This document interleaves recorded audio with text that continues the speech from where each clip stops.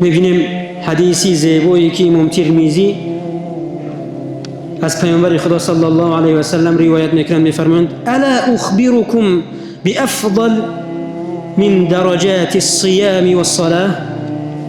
ای مسلمانان، آیا شما را خبر کنم به عملی که بهتر از روزه و نماز است؟ در اینجا روزه و نماز نافله در نظر است. آیا شما را خبر کنم به کاری که بهتر از نماز و روزه نافله است؟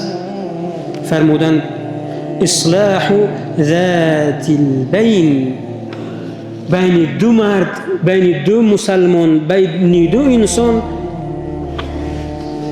آشتی و صلح آوردن. این پاداشی دارد که از نماز و روزه نافله بالاتر است. اصلاح میان مردم این ثواب و اجر پاداشی که دارد نزد پروردگار خیر و بزرگ است.